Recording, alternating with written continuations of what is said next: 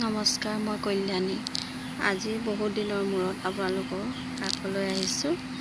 আজি মই এই জবা ফুলজোপানো কেনেকৈ টাবত লগাব পাৰি সেই বিষয়ে ক'বলৈ লৈছোঁ। জবা ফুল সাধাৰণতে মাটিতে হয়,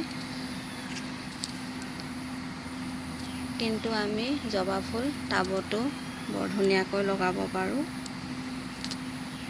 জবা ফুল বাৰিষা কালতে সাধাৰণতে ফুলে যদিও গোটেই বছৰ জুৰিয়ে ইয়াৰ ফুল পোৱা যায়।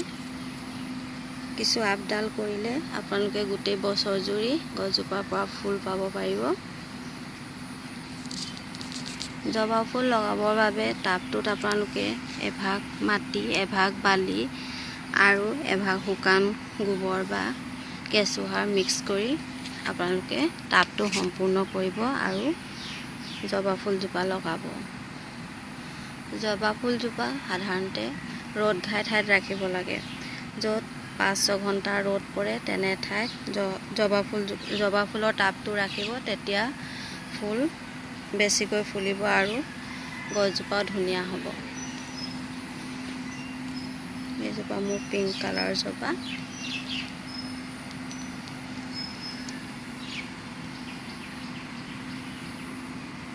সাৰ দিয়াৰ ক্ষেত্ৰত আপোনালোকে 10 দিনৰ মূৰত শুকান গোবৰ পানীত মিক্স কৰি গছজোপাত দি থাকিব। তেতিয়া গছজোপা গ্ৰ'থ আৰু কালাৰ ভাল হ'ব। মাজে মাজে খলিহৈ গুৰিও দিব পাৰিব গছজোপাত। পাত সাৰো দিব পাৰিব। এই জবা ফুলত এটা পাতত ভেঁকুৰ জাতীয় বেমাৰ লাগে। এই বেমাৰৰ পৰা উপশম পাবলৈ আপোনালোকে 2-4 টোপা ৰবৰ 1 লিটাৰ পানীত মিহলাই আপোনালোকে গছজোপাত স্প্ৰে কৰি থাকিব। তেতিয়া গছজোপাত পোক নালাগিব আৰু ফুলো ধুনীয়াকৈ ফুলিব।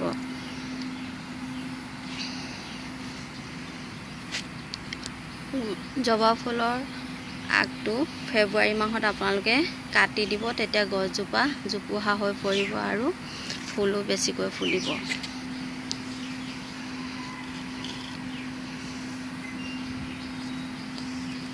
এইজোপা মই গধূলি গোপাল লগতে লগাই থৈছোঁ।